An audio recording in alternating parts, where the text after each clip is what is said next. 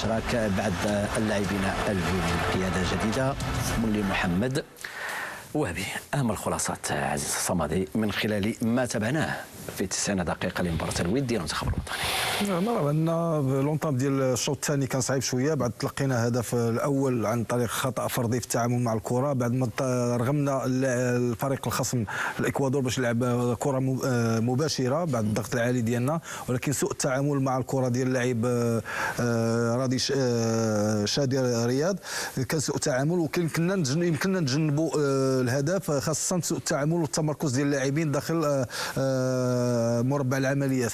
هنا كيبان لك حتى المدرب وهبي قام بمجموعه ديال التغييرات على حسب المراكز. الشوط الثاني شفنا اللاعب خنوس اللي ولا كلاعب جناح، الدخول ديال السيباري ولا لاعب في اليمين، ودياز ولا كقلب هجوم.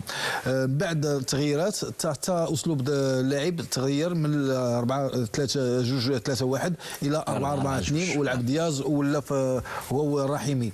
ولكن في الشوط الثاني بعد تلقي الهدف كانت واحد المبادره، كانت واحد رده الفعل، رغم ما كانش فرص كثيره ولكن كانت واحد الجرأه، زدنا القدام، حاولنا نضغطوا عاليا. رغم ذلك النقطة اللي خدتني بزاف هي الكرة، ما ربحناش الكرة الثانية كثير، وهذا مشكل كبير لأن في هذه المقابلة بحال هكا الكرة الثانية كيكون عندها دور كبير ودور فعال في النتيجة ديال المقابلة. طيب، مباراة هي بطبيعة الحال هي ودية انتهت بالتعادل. محمد سهيل بثوب جديد بطبيعة الحال كما تحدثنا سالفا، عهد جديد، لاعبين جدد، مدرب جديد.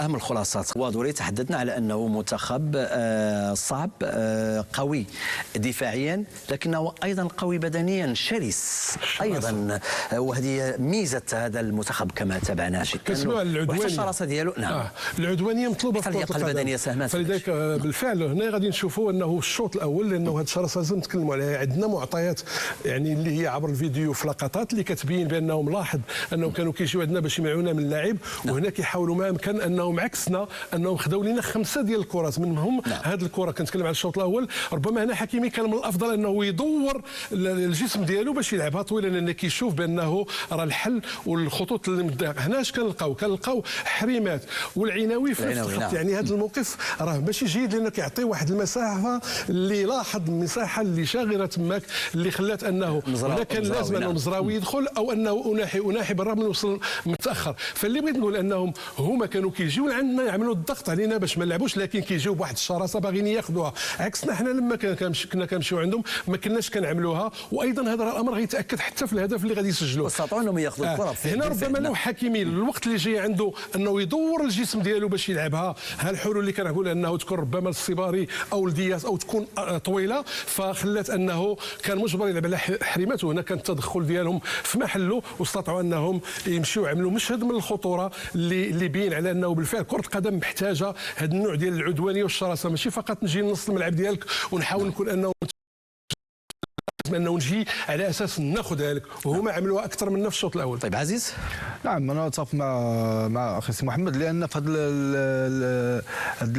المستوى العالي خاصه في كاس العالم فروق كثيره، خاصه في ديك لا سورتي دو باستاتيك ديالنا كتعطي الوقت للخصم باش يتموضع ديال اللاعبين ديالو. هنا كتكون مخاطره، فالمخاطره لما كتشوف الفريق يضغط عليك بعدد كبير بتفوق عددي ما تاخذش المخاطره. يمكن لك تلعب كرات مباشره القلب الهجوم اللي يكون قلب هجوم قار وتحاول تلعب على الكرات الثانيه، هذه ما شفناش، خسرنا بزاف ديال الكرات، كانت مخاطره كبيره. ولما كتلعب مع منتخبات اللي عندهم لاعبين صراع فيمكن لك تادي ثمن غالي، وشفنا في الهدف اللي تسجل علينا كرات مباشره، خداو كره ثانيه ويمكن غادي نرجعوا للقطه اللي جا منها الهدف. حنا كنتكلموا دائما على شراسه المنتخب الاكوادوري، منتخب قوي جدا شرس، ينتزع منك الكره بطريقه كما تابعناها من خلال هذه اللقطه التي جاء من الهدف في الدقيقه 48، اي لحظات قليله جدا بعد انطلاق الشوط الثاني. هنا كان خطا كبير ديال شادي رياض، لانه كان لازم انه يعمل سكان.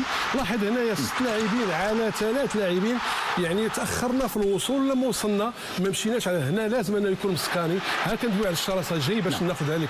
يعني كاين ما بين الضغط اللي هو باسيف وكاين اللي اكتيف، هما كيعملوا على اساس انه ياخذوا الكره. هنا كان واحد اللحظات التموضع ديالنا جيد، يعني 5 لاعبين على 4، لكن لا يعقل انه يكونوا 3 لاعبين وحنا 6 لاعبين ونخليهم انهم يسمحوا لهم انهم يسدوا على بونو، بمعنى انه لازم تكون عندنا شراسه نجيو نحيدوها لهم. لكن الخطا كان ارتكبوا شادي رياض، لكن كان لازم على الباقيين انهم يعني ينقذوا الموقف، لان صح الزميل ديالنا كيرتكب حتى احنا كنعاون. فلذلك 3 لاعبين كنشوفوهم. شوف هذاك الموضوع فوقيت اللي العناوي تاخر يوصل، وناحي راه متاخر وخلات انهم 3 لاعبين على 6 بالرغم من الكثافه العدديه ديالنا، فمنعتش انهم يسدوا بارتياح ويسجلوا على بونو. من يتحمل تسجيل هذا الهدف؟ هو الخطا خطا فردي في الاول مع سوء التعامل مع الكره، هذا خطا فردي اول كيتحملوا اللاعب شادي الرياض. ولكن كنرجع المشكل التواصل اللفظي ديال اللاعبين، لان شادي الرياض لما طاح حدا الكره ما كانش شايف المهاجم اللي جا ضغط عليه. هنا كان التواصل اللاعبين اللي كيشوفوا المهاجم جاي، يمكن لك تواصل معاه تقول له بديك لغه الكره حيدها او عندك او هذه، هذاك انعدام التواصل هنا كان لكن هو ايضا مطلوب منه اخي الصمادي انه يسكاني من الاول، يعرف فين كاين سميتو باش يلعبها بسرعه.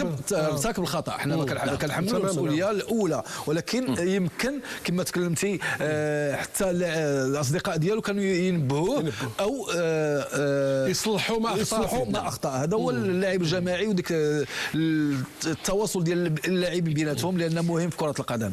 ولكن هذو الاخطاء كنستافدوا منهم في هذه المقابلات الوديه، المقابلات القادمه، لان في هذا المستوى العالي كتخطا تؤدي الثمن غالي.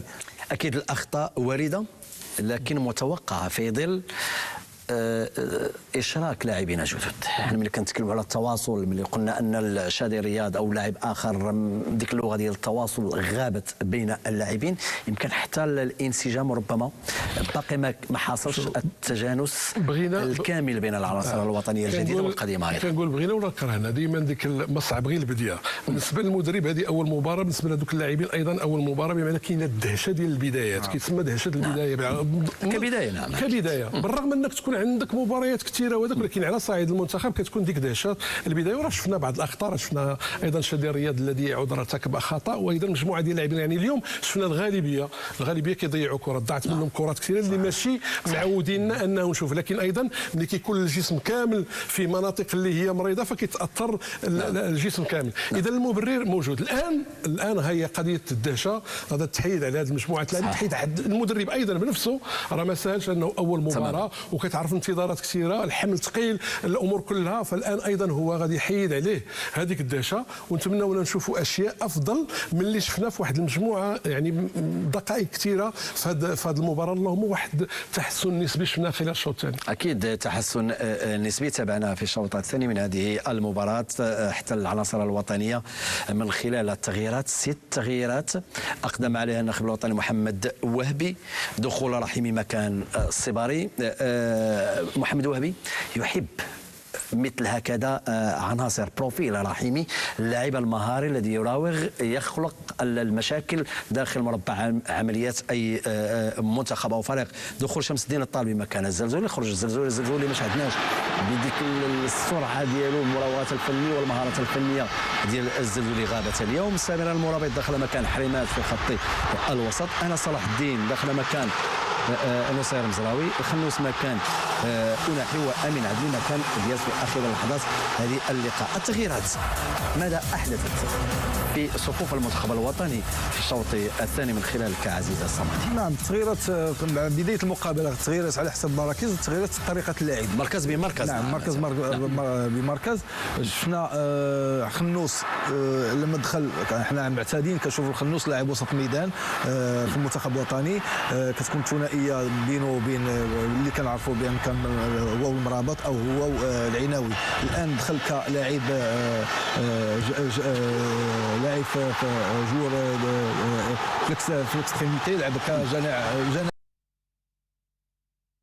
معتاد عليه. حتى الفريق ديالو في سكوتغارت كيلعب كوسط الميدان هجومي.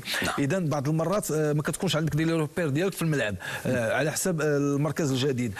دياز ولا كقلب هجوم هو ورحيمي، يمكن هذا كما تكلمتي على رحيمي اللي اللاعب كيتحرك كثير وكيزعج المدافعين بقوه التحركات ديالو، كتكون ديك اللامركزيه في اللاعب. لاعب جريء حنا كنعرفوا لاعب جريء كيتحرك بزاف، ولكن كيلعب اللي كيطلب في لابروفوندور كما تكلم وهبي بعد المقابله. كانت ناقصه ديك الطلب الكره في المساحات. هذه القوه ديال الرحيمي. اذا عرفنا بان الوهبي كيحبد هاد اللاعبين هادو. كان صلاح الدين الدخول ديالو كان لا باس به. انس لان كنعرفوا عنده لاعب كيحب يزيد بالكره ويعطيها سيبور المسانده الهجوميه. نعم اكثر من النصير المزراوي. المرابط بان بانه لاعب كيقبط الكره هو تقنيا لاعب في المستوى.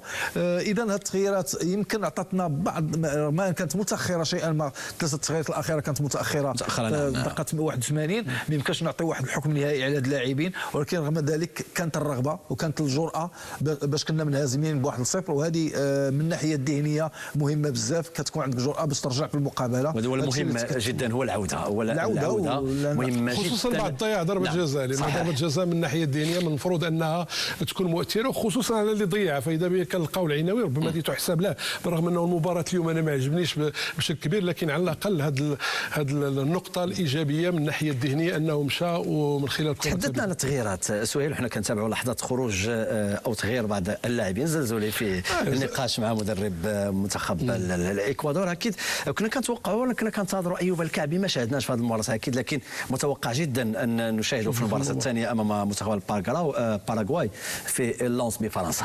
وبالنسبه للتغييرات بلا شك انه اي لاعب مثلا غندخلوا الزلزولي كنعرفوا القيمه ديالو والخطوره ديالو، لكن اليوم ما شفناش. يعني شفنا ضائع، وشيء طبيعي انه لما يخرج اي لاعب غيدخل مكانه غادي يكون احسن منه. بالرغم انه مباريات كما كنقولوا كيهز يعني الهجوم ديالنا من خلال هذوك الاختراقات ديالو. ايضا الصباري تائف، هذاك المركز اللي ماشي مركز ديالو. ربما هذه من الاشياء اللي غادي تكون يعني الجواب خداها المدرب، لانه كانت عنده بعض الافكار، وهي انه الصباري كقلب هجوم. فكنتصور انه اليوم هذا الامر يعني غادي يعمل عليه كروه كما كنقول، لانه ربما يقدر يجربوا في مباراه اخرى، لكن ما نتصورش لانه الامر واضح جدا. فبمعنى انه كل اللاعبين اللي دخلوا حسيت بهم اضافوا نسبيا، اقول نسبيا اضافوا بعض الاشياء، يعني اصبح الفريق نوعا ما افضل من الفترات الطويله الى حدود اللحظه ديال التغييرات. اكيد مباراه كبدايه لمنظومه جديده بطبيعه الحال.